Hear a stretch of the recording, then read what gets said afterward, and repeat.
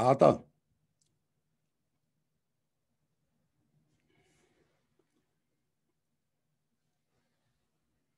Can you hear me?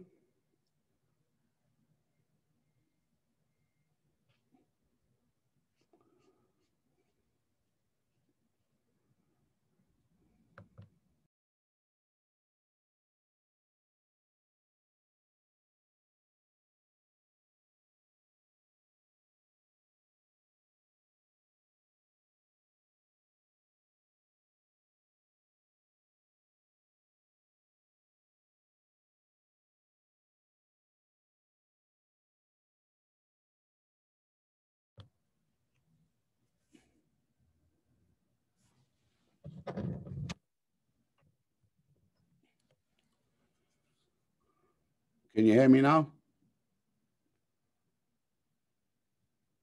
You can't hear me?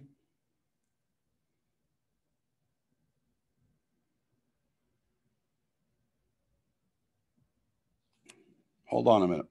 Hold on.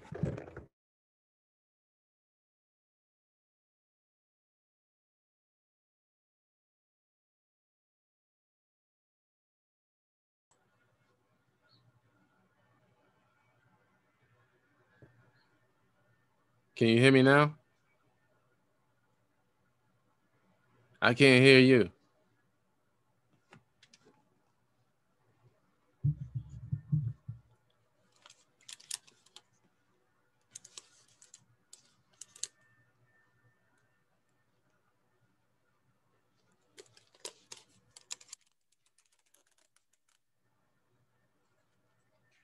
Can you hear me?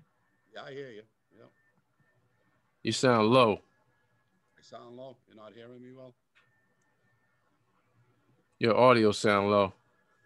Does it? All right. Let me see what I could do about that. This isn't going live, is it? It is? We're not ready yet, though, right? No. Okay. Audio settings.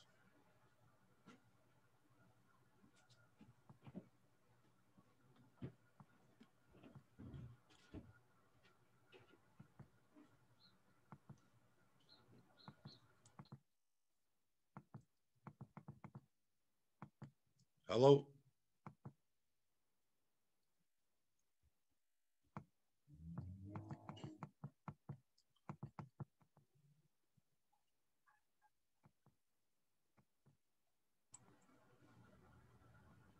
Can you hear me?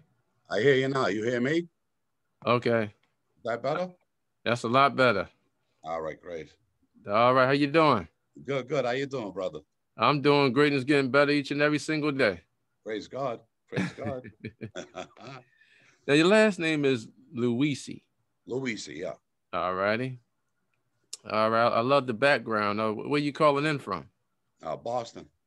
Ah, okay. And that's where you grew up at, correct? Yeah, I grew up in Boston, yeah. All righty. And where you from, Arthur? Philadelphia. Well, you know, I was a made man in that family. Absolutely. Absolutely. Well, where you from? West Philly? What part? West Oak Lane. Yeah. Mm-hmm. Hold on 1 second. Let me get a napkin. It's really hot in my studio. Okay. I don't know why, but the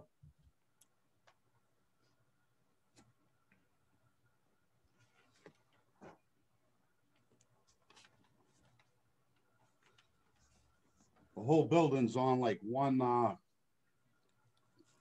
central air conditioner and heat, so everybody gets the same, you know? Oh, wow. Wow. Yeah. So it's Is kind of it terrible. warm there in Boston? Huh? Is it warm? Today it's getting up to 60, I think.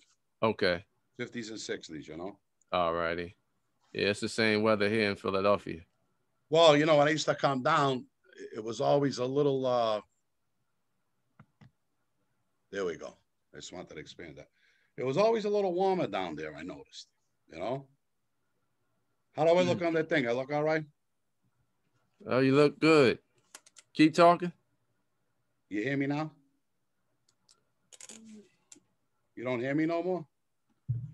I hear you, but keep talking. So anyway, when I used to come down to Philly, I used to, we good now? I'm good. All right, good, good. I got all my cameras, everything set up. Nothing worked on the Zoom. I All got to right. figure all this stuff out. And so now I'm just regular now on the thing. So Okay. Well, on the laptop. technology is constantly evolving. Yeah, I know. I just can't figure it out, my friend. All righty. Now, So, did you used to live in Philly? no, I never lived down there. Okay. But in the Okay. 90s, I used to come down. All righty. Well, I appreciate you coming on my platform today and conveying value to my audience. Thank you, brother. All righty. You ready to rock and roll? Whenever you're ready. Okay. Good afternoon, everyone. This is Arthur Robinson Jr. I'm the creator and host of the Powerful Interviews podcast. And today I have another special interview for each and every one of you. Today I have a wonderful person on the show, and he's a great friend of mine. His name is Bobby Luisi. For those that don't know Bobby, let me explain to each and every one of you about this incredible, phenomenal man. Bobby Luisi is a former man of the Philadelphia crime family. He is the best-selling author of his phenomenal book, which is called God's Plan Revealed. And that is an awesome, impressive resume. Without further ado, I'd like to welcome the one, the only, the powerful Bobby Luisi to the show. Arthur, thank you so much for having me on. Especially you're down there in Philly. I love Philly. South Yes. Philly mostly, Center City, And it's good to be on the show today. Well, I had to thank you, Bobby, for taking time out of your busy schedule to educate me and the audience worldwide about your phenomenal book, God's Plan Revealed, and about the Philadelphia crime family. I gladly appreciate it. I know that Joey Molino was very well known down there. A lot of people love him down there, the papers, everything. He's a great guy, And I guess now he's down in Florida, maybe like semi-retired, but I'm sure he misses Philly. I know I miss Philly. Oh, wow. When the last time you visit? Well, we got picked up in 99. Okay. Around June of 99, we got picked up. So that was about the last time I was down there. To everyone that's listening and watching right now, I highly recommend go and get your pen and your pad right now. My great friend Bobby Luisi is going to break down layman's terms about the Philadelphia crime family. And we're going to talk about his phenomenal book, God's Plan Revealed. Is that correct, Bobby? That's correct. That's correct, Arthur. Now, you have a compelling story. What I would like to know, can you explain to the audience in layman's terms, who is the phenomenal Bobby Luisi? How long you been in your powerful industry, and what is your expertise? Okay, well, I grew up in the Italian section in the north end of Boston. I grew up around wise guys all my life. My father was in the life, and I got involved in the life very young. And, as time passed, in my teenage years, I wanted to be a carpenter. So I stopped hanging around with my father and the gangsters, and I went to work. And about 20 years old, I got my first builder's license. 23, I got another license. I was remodeling, restructuring houses in Boston. And then I went to Martha's Vineyard. I was down there building homes till I think 1998, 1990. And at that time, the market crashed on the vineyard. Martha's Vineyard, the whole Cape area was overbuilt. And I lost everything. So when I went back to Boston to Little Italy, I put a gun on my back and I started going on the street. I came home with 2 kids. I had to start earning. So that's the route that I took. Because wow. I lost everything. My credit was shot, down and out, had nothing, and come home with nothing with 2 kids. So, the best thing for me to do was to get on the street because my family was well known in Boston. So it was pretty easy for me to slide in there, And then I started making money on the street with drugs and loan sharking and gambling. And at that time in the 90s and the same in South Philly, there was a war going on. A lot of people got killed in both Boston and Philly at that time. I was caught up in the middle of that. And the war started winding down, the middle to late 90s. And that's when I started coming down to Philly. And I met Joey Molino, Georgie Borghese, Joe Lingambi, Lance Lottie, all the guys, you know. And I hooked up with the Philadelphia crime family. In 1998, I was a May guy in the Philly family. And we strained up my guys in Boston. But I was always Boston based, even though I was a member of the Philly family. So we straightened my crew up in Boston, and up in Boston, I was a capo de Gene in the Philly family, and I was a boss up in Boston. I ran my faction up there. You know? Now, you grew up in Boston. What was Boston like when you was coming up? Oh, it was nice. I grew up in the North End. I grew up in East Boston. You know, it was really nice there. The neighborhoods were mostly Italian, Irish, some Spanish, you know. There wasn't really a black influence in our neighborhoods at that time, you know. And we came up during all that busing in the 70s, and, you know, so it was something. It was something, the era that I grew up in, you know. But now the neighborhoods are all different, obviously. I'm sure they're changing in Philly too, you know. But no, it was really nice. And I'll tell you, out of all the little Italies in the United States, I think Boston's still preserved and still one of the best ones. I don't know if you've ever been up there, but it is beautiful up there, you know. And yeah, but listen, all the neighborhoods are changing now. But back then, when I was growing up in the 70s and the 80s, I mean, Boston, the North End, it was loaded with gangsters, you know. So we always had that presence there. Good guys, good people, you know. And yeah, I had a good childhood. And I can't complain about that, you know. And I love when I came down to Philly because I love the neighborhoods down there. You know, the neighborhoods, the women, you know, everything goes together, you know. But anyway, I got picked up in 99. I got picked up in Boston with my guys. Joey got picked up in 99. I think they picked him up in Margate. I think 11 guys got arrested altogether between Boston and Philly. But before that, in 1998, I had a spiritual experience. And believe me, it wasn't good. It lasted about 8 hours. And I seen a lot of my evils, you know, and that night changed my life. And praise God, my mother opened a non-denominational church in 1980.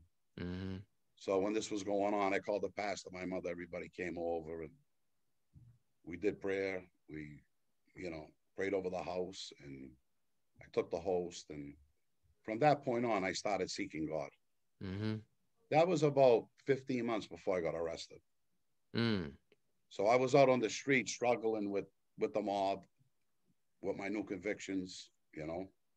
So it was a little tough for me at that time. But when I got picked up in June of 99, that kind of all ended.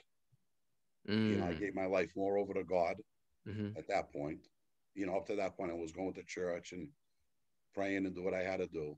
But when I got picked up, I had time now. And at that time, I just started really getting deep into my studies. So I did 14 years in federal prison. And while I was in there, I got a degree in theology. I wrote the book. I published that book, God's Plan Revealed, under Alonzo Esposito, The Last Generation, I called it, in 2013. So all I did is republish it under my name. You know, that was my pseudo name. So I just republished it under my name now. And that just came out. But when it was up there in Amazon, I had 4.5 stars. You know, it's a good book. It's very informative, you know. But what else would you like to ask me, Arthur? You want to know more about the Philly mob? Well, with the book you published, God's Plan Revealed, did you get connected with a major publisher, or did you just publish the book on your own? Well, I did send out proposals, query letters to a lot of different publishers. And they liked the book, but where it was a Christian book and I was a first-time author, it was a little, what would you say, unsafe enough to take it. they explained to me, Charisma Publishing, that they'd have to print all these books, send them all out. If they didn't sell, they'd be stuck with them. Mm. Decided not to go with me, so I decided to self-publish. And I went on Amazon in 2013 and published the book, The Last Generation. Now, do you generate a lot of royalties from your book? Over the years, some, it's not a lot. The problem with a Christian genre is there's so many of them up there, and I'm praying through my show now, my YouTube show, Bobby Luisi show, that I can start getting the book back out there again. That's why I renamed it and I put it under my name. So hopefully we'll start selling the book again. The book is very informative. I was doing theology classes in prison, in federal prison. They were 20 to 24-week courses. And the book is basically a summary of that. What I did is I broke the Bible down in a historical timeline from the book of Genesis all the way to the book of Revelations. So it breaks down Genesis, it breaks down Revelations, it breaks down the 120 generations of man, and it's pretty simple and basic. There's a lot of dates in there. A lot of things revealed to me through visions and unctions and dream visions through the Holy Spirit. Put into the book. A lot of people, what I went through, wouldn't be writing about that, but I didn't care about that. I wanted to get the word out. So absolutely. Now, you were a former member of the Philadelphia crime family. That's right, carpenter. Yeah. What made you get involved in that type of field in regards to the Mafia family? And can you break down layman's terms about, did you get involved with any, drug trafficking or extortion at that time when you was involved with the Philadelphia crime family? Well, everything I did was up in Boston. I didn't commit any crimes in Philadelphia to talk about, But like I said, I grew up around these people in their life. When I came back in 1990, I started grabbing drug dealers. I was extorting. And then I started to learn the drug business. And from there, with that diamond stuff on the street, I started selling kilos. I built up a big cocaine business. How many keys was you moving? Well, I'm not going to say how many, but, I had one customer take 5-10 keys a week from me. That was one customer. I don't want to get too deep into details with it, but, I was moving weight. Not, nothing big like these other guys are doing, but I made millions right away with it in a few years. On my feet. And with that money, I put loan shark money on the street. You know what that is. Put all loan shark money in the street. We had gambling operations, card clubs. Everything a gangster would do, I did it out there. Now, you sold basically, cocaine. Now, now with the money that you generated from the cocaine business, did you, make wise investments? Did you invest in real estate and things of that nature? I bought houses, condos, opened up restaurants, but they all failed. A restaurant, you really got to stay on top of it. I didn't have time. I ended up closing them all. I really opened them to funnel money through, to be honest with you. That was the main purpose for opening up the few businesses that I did. But nobody was really interested in that. You're making so much money on the street. It consumes so much of your time. It was like a 24/7 job. It didn't stop, And it's not what people think. It's business, and it's got to be run properly, and you got to be on top of everything. Like I said, at that time in the 90s, there was a war going on. I had a lot of enemies, and I had to be careful with everything, Now, you said you generated a lot of enemies at that time. And I know in the, the Mafia family, especially in the cocaine business, you're going to develop a lot of people that's going to, basically be on your side, and people that's going to hate. And, hater stands for, having anger towards everyone reaching success. Right. So now, a lot of jealousy. Yeah.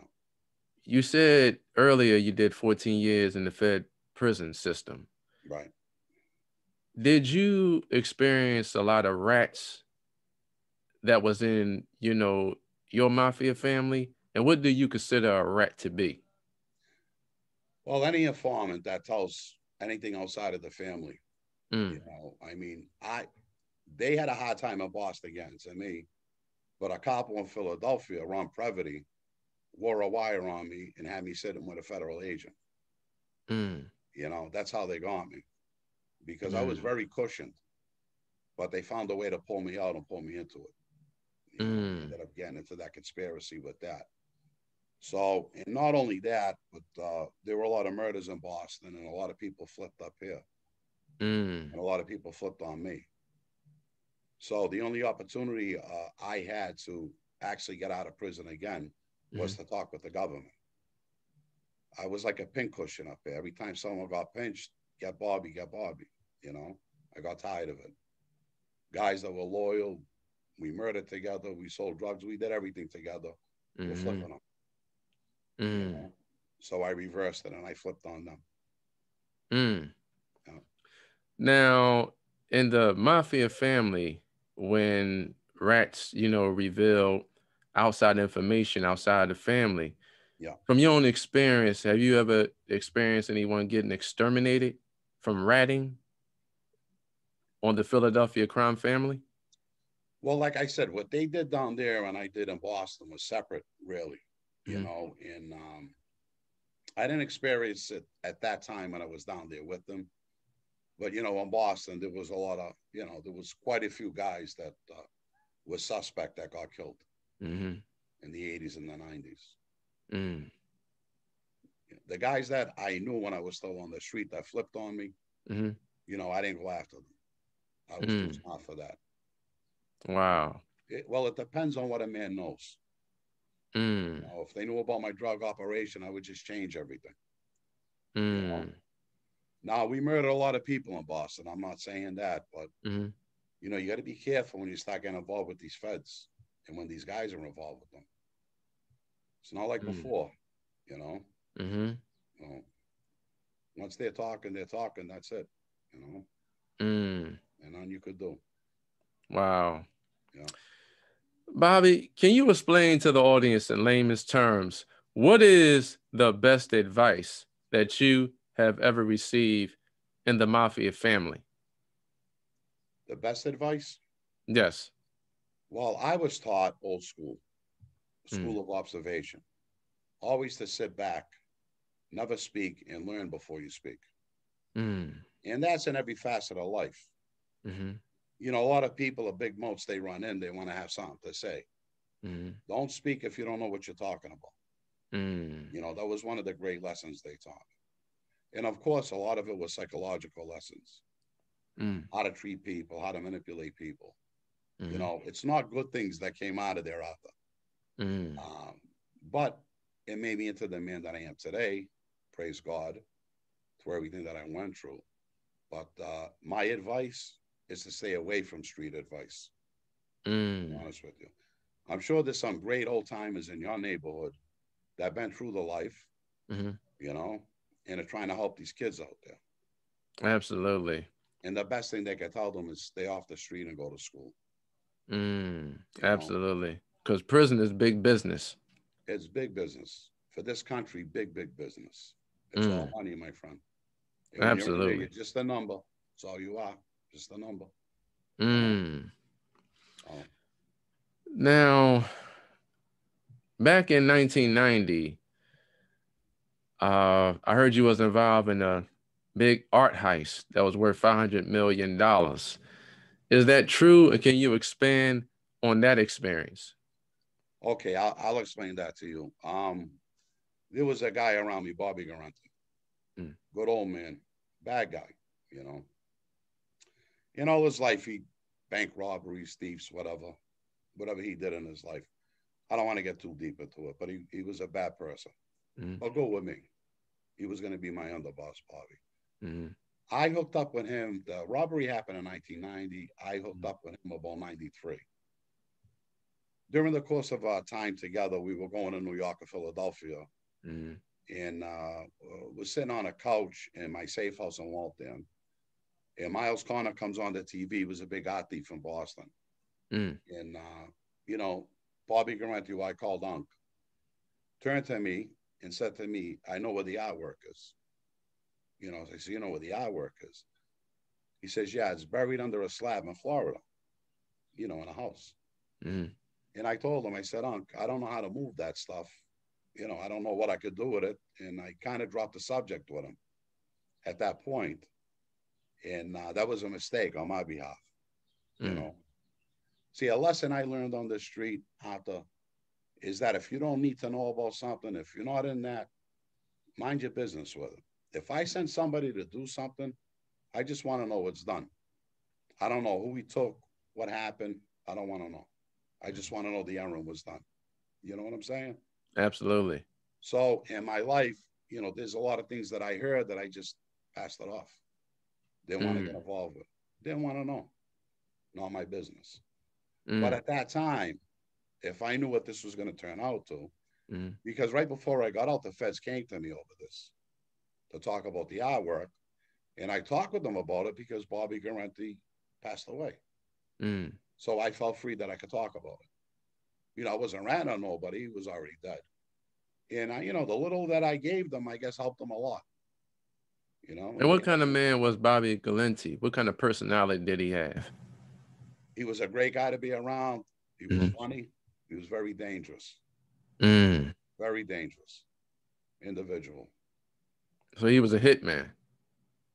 I hate to say that, but yeah, you could say that.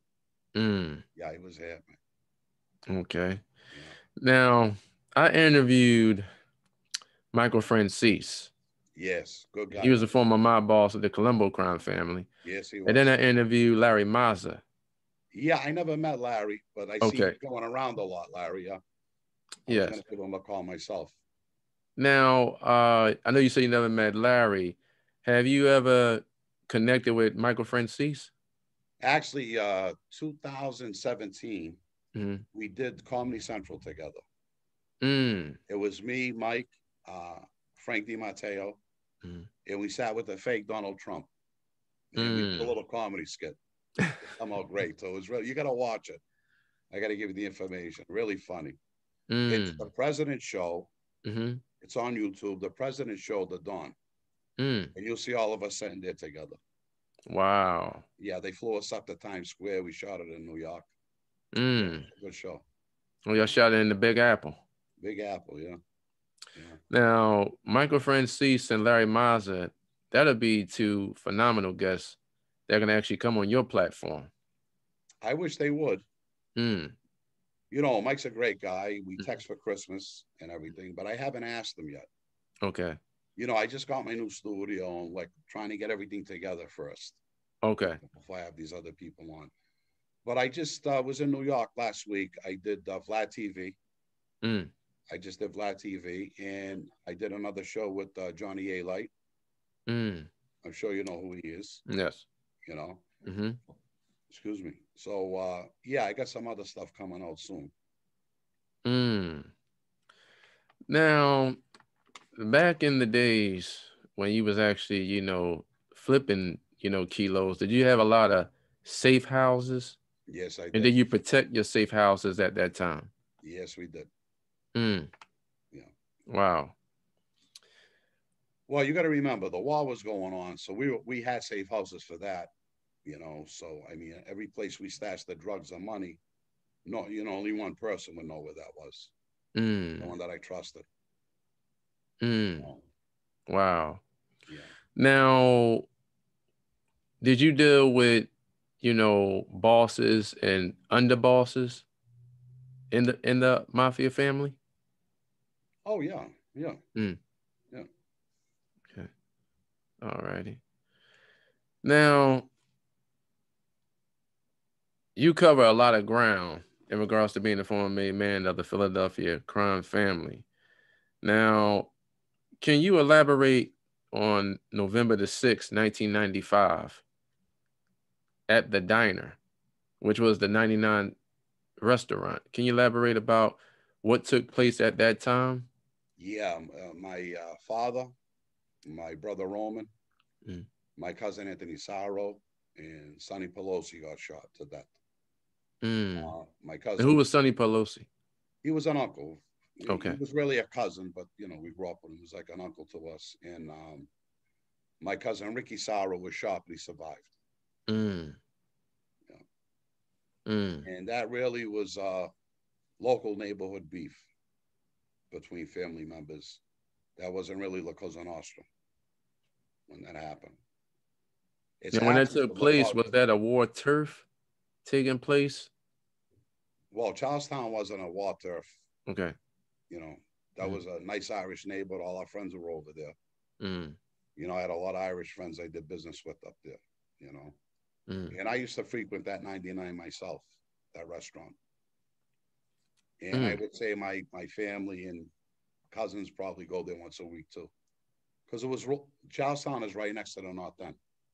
You just got to go Mm. over a little bridge over the water and you're right there. So it was convenient to go for lunch there and meet people. For me, it was a meeting place. For them, it was just a bad day. Mm.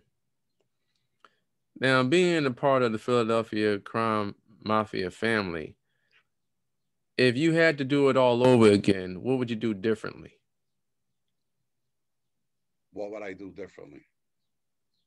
With the path that I took, I would have stayed on that path Mm. in that life. Mm-hmm. I was happy to come to Philly. Was happy to meet Joey and all the guys. They're all good guys down there. Mm. So I don't think I would have did too much differently. I was at a point to decide if I wanted a button or didn't want a button or to straighten my crew out or not. And I decided to go that way. Mm. But these are life experiences that we went through. Mm-hmm. There's some regrets, there's not many. Mm-hmm. And I lived a good life. Mm. Right up until I went to prison. I mean, I have no complaints about the life. Now, you did 14 years in the Fed prison system. Yeah. Did you have any kind of contra visits during that time? No, they don't do that in the feds. Wow. Really? Yeah. Just, I only had a few visits when I was in the feds. I was in the local counties. I had a lot of visits, but not the feds. Yeah. Now, are contra visits in the feds or the state prison systems, is that banned when you do time? Conjugal visits we're talking about? Yes. Yeah. I don't know where they're having them anymore. Mm. Okay. I got to be honest with you. I know the feds don't do it. Some of the states used to do it. Mm-hmm. And I'm not sure if they do that anymore. Mm. Wow. Because the last I heard, I know New York was still doing that. I don't know if they're doing that up here in Boston. And Massachusetts. I wouldn't know, to be honest with you. Now, was your father involved in the Mafia family? Yeah. And what role did he play in the Mafia family? He was, my father was a bad guy, a tough guy, enforcer type of guy, Okay. Yeah. So would you say that his role was actually like the Grim Reaper or a little bit differently? No, he was an all-around guy. Okay. The Grim Reaper's more like Bobby Garrenti type of guy, but my father was an all-around guy. He did whatever he had to do, if you know what I mean. Now, have you ever met the Grim Reaper? No. Okay. Yeah, I know Larry Mazza, he actually was actually involved with Greg Scapa, the Grim Reaper. Was he really? Yes, absolutely. Yeah. Yes, and he told me some compelling stories that him and Greg Scapa developed over the years when they knew each other. Yeah. Well, how many people did Greg kill? Or have killed? I think it was in the 30s. Yeah, something like that, wasn't it? Yes, he told me that he was a nice gentleman to go out with, but for dessert, that's when he had to be the enforcer. Yeah, yeah. So, you'll have a great dinner with him, but you won't live to see the next day. I understand that. Yeah. Bad. Bobby, I appreciate you coming on my show today because the whole premise of my show is to educate entrepreneurs and business owners that they can live the life that they truly desire, but they have to be open to these important principles. So I don't like what I see what's on the news, so I create my own news. Well, I think that's the way to do it because I don't like what's on the news either. Mm-hmm. You know, I got a lot of problems with the way the media in Washington are handling all this racial nonsense. Mm-hmm. You know, I did a little show on that. Mm-hmm. You know, what the Italians went through, what the Irish went through, what the Chinese went through. You know, Mm-hmm. I'm trying to compare to what the blacks went through. Mm-hmm. You know, but the blacks right now are a great nation in this country. Mm-hmm. You know, and people have to understand that. You Mm-hmm. know, I mean, listen, politics, um, entertainment, religion, Mm-hmm. medical field. I Mm-hmm. mean, listen, you know, everything has to grow through birthing pains, you Mm-hmm. know, and that's what I believe from the Bible, Mm-hmm. you know, and it's just like, how are we separating people now? This is bothering me. Mm-hmm. This is 2021, and we're still talking about this nonsense. Mm-hmm. You understand where I'm coming from, Arthur? Absolutely. We need healing. That's what we need Absolutely. right now. It's a Internal healing healing. process. Exactly. Mm-hmm. You know, but it starts with us, Bo. It starts with Absolutely. us, you know. And, you know, I know there's still a lot of prejudiced people in Mm-hmm. this world. I'll give you an example. When I got out of prison, I went to Tennessee. Mm-hmm. I was doing a radio show. I met this beautiful black girl, and Mm-hmm. we dated a little, you know. Mm-hmm. And we were down in Mississippi, and we Mm-hmm. walked in a restaurant, and I noticed people staring at us. You Mm-hmm. know, it don't bother me because I think, you know, not too many people are going to talk to me about, you know, certain subjects. I got bish. Mm-hmm. But I mean, it's just that I see this all the time. I just don't know why this is still going on. Maybe I'm Mm. naive. Maybe that's what my problem is. Right. You know, maybe it's the Christian in me. I just want everybody to love each other and everything to be okay. I know the world don't work like that. I've been on Mm. the other side of it. But if we don't start somewhere, Mm-hmm. where are we going to end up, Arthur, with all of this? You know, Absolutely. where are we going to end up with it? Right. You know, See, it's all about, collaborating.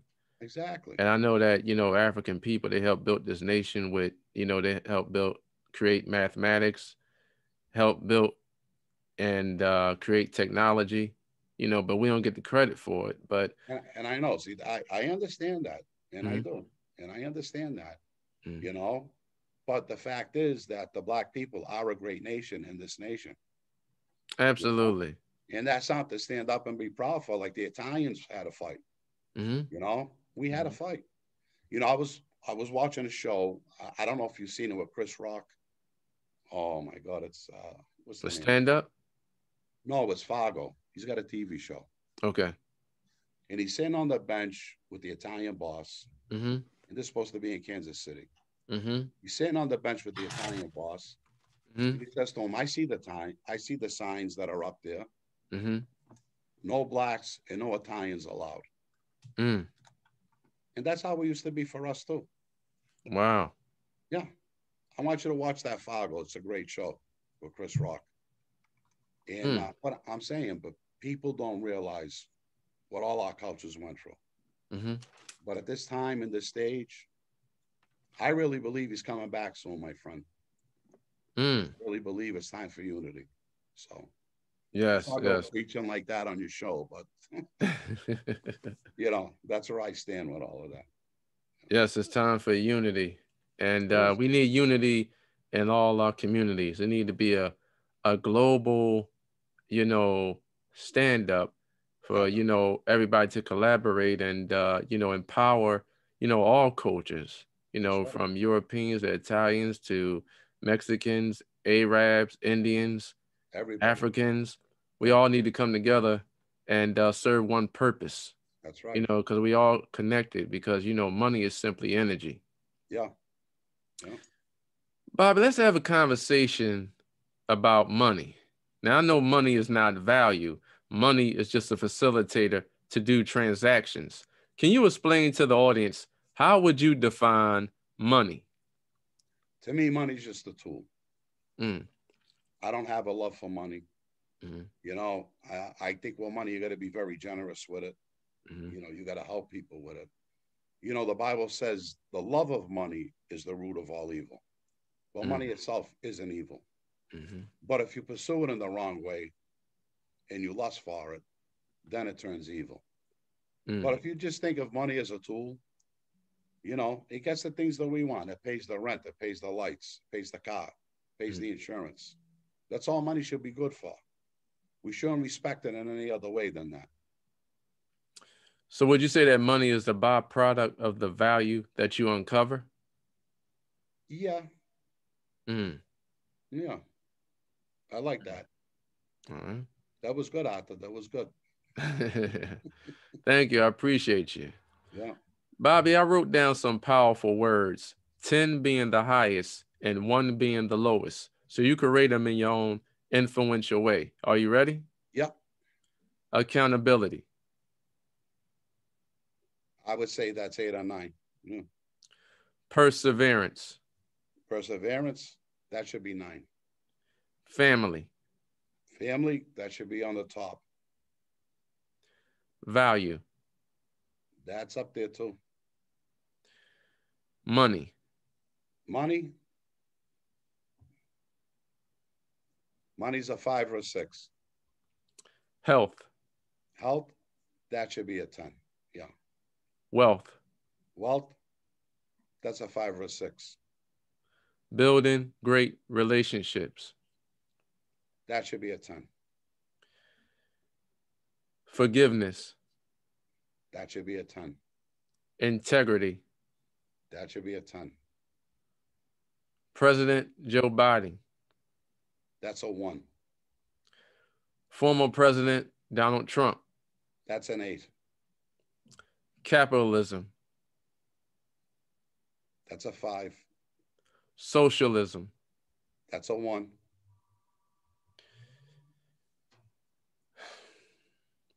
Are we doing good, Arthur?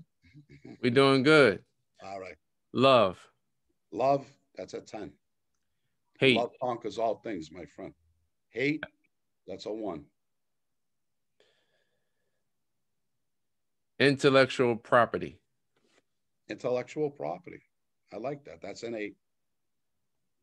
Wisdom. That's a 10. All right, that was good. That was real good. Did you like that? I loved it.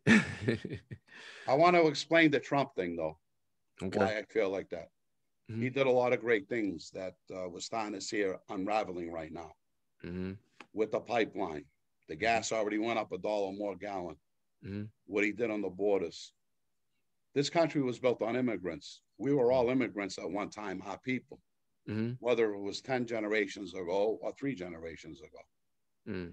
You know, I believe everybody deserves to come in. But not what Joe Biden just did. I don't like that.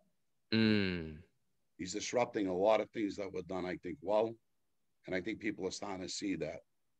Mm. And I don't see him being a man's man standing on his own.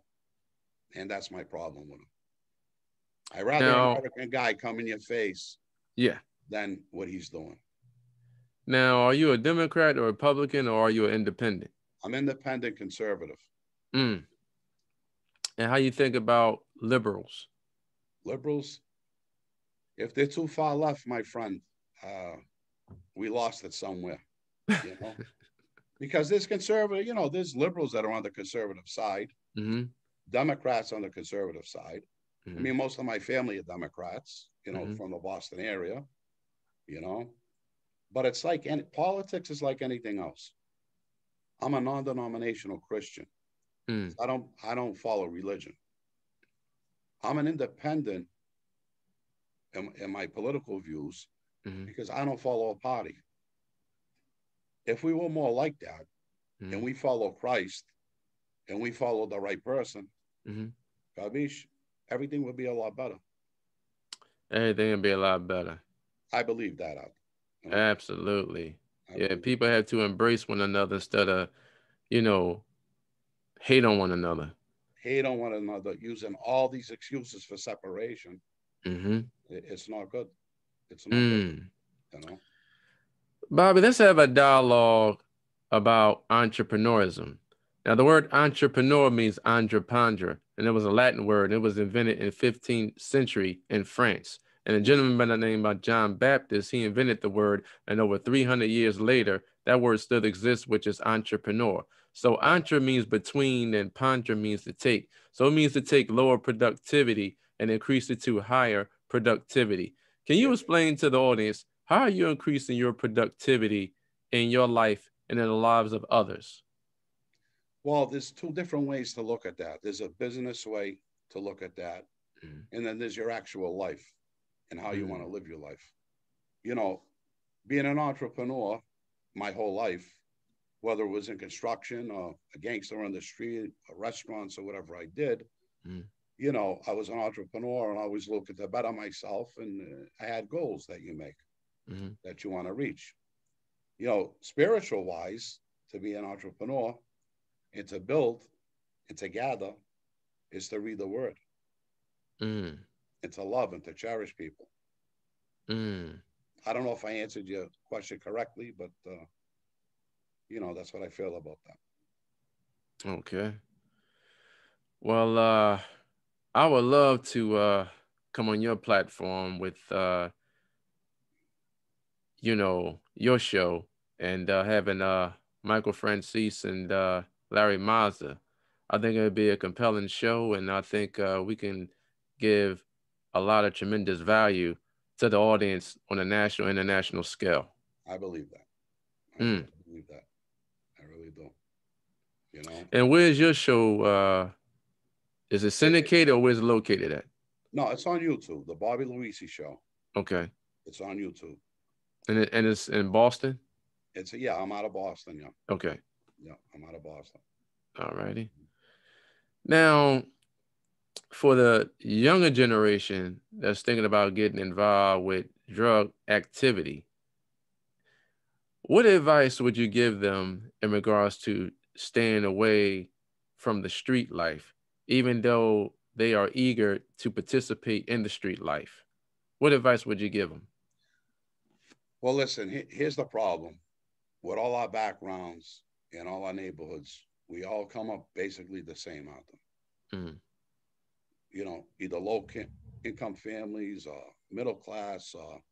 We're always out there looking to get better and better ourselves. And the easy way out is to go on the street.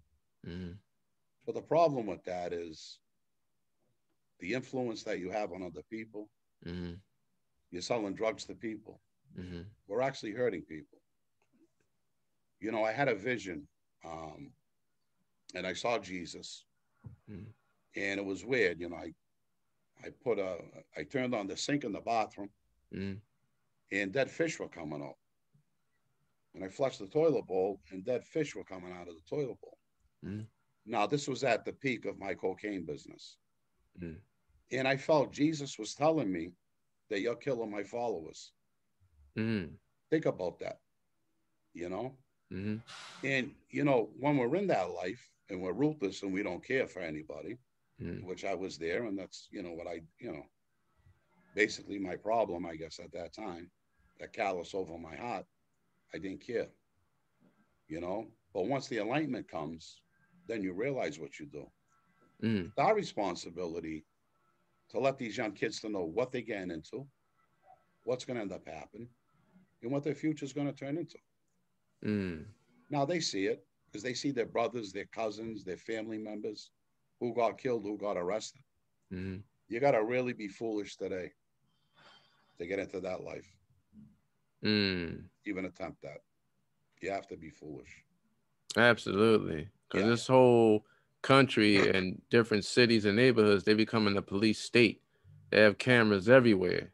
Everywhere. If you're going to get involved with that type of activity, you better be thorough in regards to what you're doing.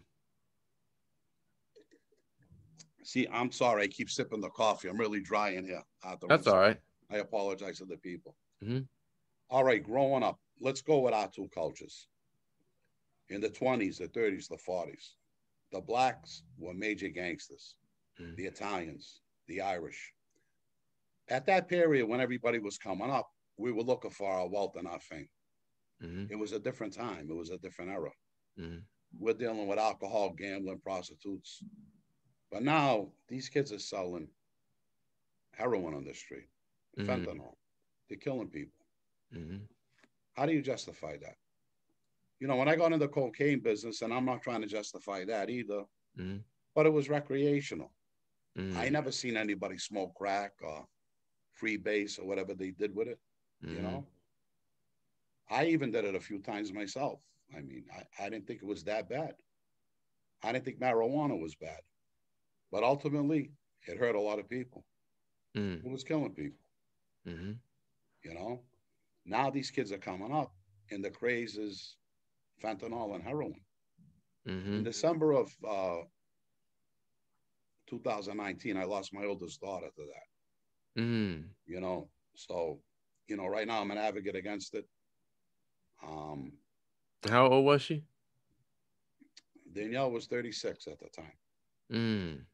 Okay. 36 years old. I lost her to God that. bless her soul. Praise God. Thank you. Mm-hmm. Well, I know she's resting with Jesus. I'm not worried. You know Mm. that. My faith keeps me strong with that and that belief. And I don't know. I just don't know what to tell these kids today. I don't know what to tell them. I Mm. made all these mistakes. I went to prison. Mm-hmm. I was a bad guy. I was a murderer, extortionist, drug dealer. You know. And Mm-hmm. now look, I'm an advocate for Jesus. Satan's not in my life anymore. You know. And I don't know how to get it through these kids' heads. But again, some of us came up in poverty. I had Mm-hmm. nothing. My father had nothing. Mm-hmm. You know. And that's how we made our money. And it's sad. Now, in the Mafia family, as you know, being a boss or underboss or basically a hitman, do you have to develop that mindset of being ruthless and not having a care in the world when it comes to getting involved in that type of lifestyle? Well, like I said earlier, you get like a callus over your heart and you Mm. just start not to care anymore. You just, you know, there's a difference when you're in the Cosa Nostra. It's like being in the Army or the Navy or the Air Force. If you're a soldier and you're told to go kill, you're going to go, aren't you? Mm-hmm. You're going to go. So, the same thing in La Cosa Nostra. Your boss, your underboss, or a captain tells you got to take this guy out. There's no questions about it. You just have to do it, Mm. you know? So Wow. in Afghanistan or anywhere else, you got to do what you're told. Mm. That's how we looked at it. Now, if you don't follow orders, does that person that was supposed to follow orders, are they assassinated because they didn't go by the rules? Some have, Mm. not all. Some Okay. have. So in getting involved with the Mafia family, you have to basically take the oath. And once you take that oath, that's for life. You can't get Yeah, out of the Mafia family. you can't get out. Mm. There's three ways out now. Mm-hmm. Three ways: life in prison, death, or join the government. Go to Club Mm. Fed. Those are the three ways out. You know? Wow. Yeah, Mm. yeah. Bobby, I'd like to thank you once again for taking time out of your busy schedule to educate me and the audience worldwide about you being the former main man of the Philadelphia mob family.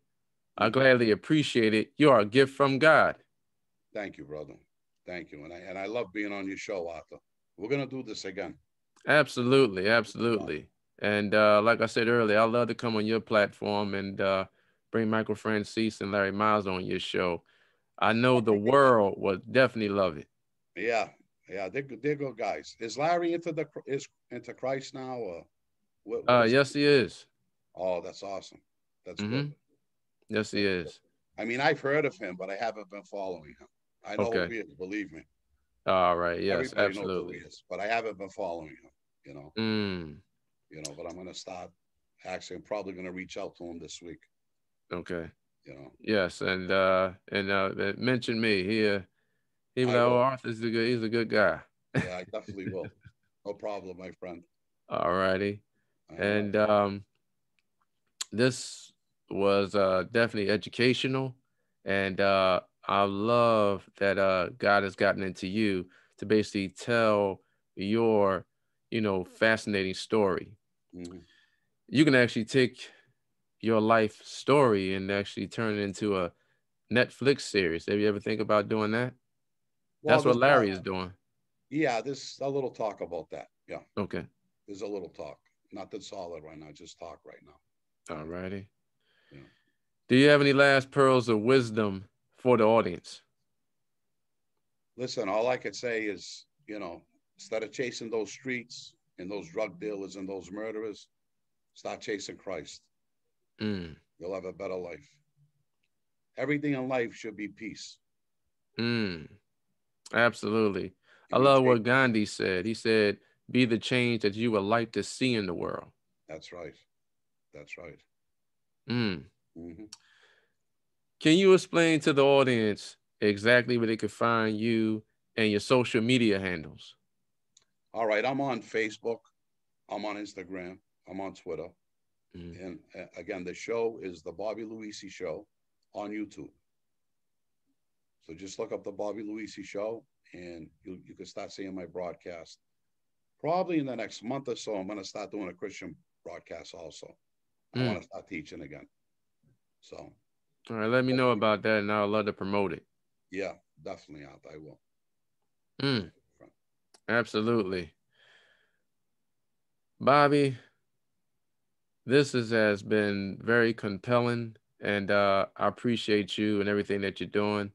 And you're actually doing God's work with waking up the millennials and the new generation about how the mafia was. And if they're thinking about, getting into that drama life, they need to think twice before they actually make that move. I That's really right. appreciate it. You're doing God's work, and keep it up because the world needs you. Thank you, my brother, and God bless. Thank you. Now, before we sign off, you was involved in the Patriarch family, correct? In the beginning, I was a Okay. proposed guy with them, but I ended up with the Philadelphia family, Mm. the Bruno Scaffo family. Mm. Yeah. To everyone that's listening and watching right now, I highly recommend get involved with the phenomenal Bobby Luisi. You hear the passion that came through his voice on my show today. He broke down layman's terms about the mob family, the Philadelphia mob family. And he also broke down layman's terms about how life was in Boston. And get involved with his phenomenal book, God's Plan Revealed. And he has powerful content that could take your mindset and your business to a whole nother level. But remember, you have to implement what you learn. Knowledge is not power. The implementation of knowledge, that's what makes it become powerful. So get involved with the phenomenal Bobby Luisi and go to his website. He has incredible content that could take your mindset and your business to a whole different level. Remember, if you want things to change, you have to change, but it all starts with your mindset. And just go to Google and look him up, Bobby, Bobby, Luisi, Luisi, and you will see his phenomenal interviews and content on the YouTube platform. So to everyone that's listening and watching right now, remember that the strongest asset that each and every one of you have is your brain and what you think about and what you take action on that will become your reality, and your mentality creates your reality. May God bless each and every one of you, and bye for now. Thank you, Bobby. I really appreciate you. Thank you, my brother. God bless. Have a pleasant day, everyone.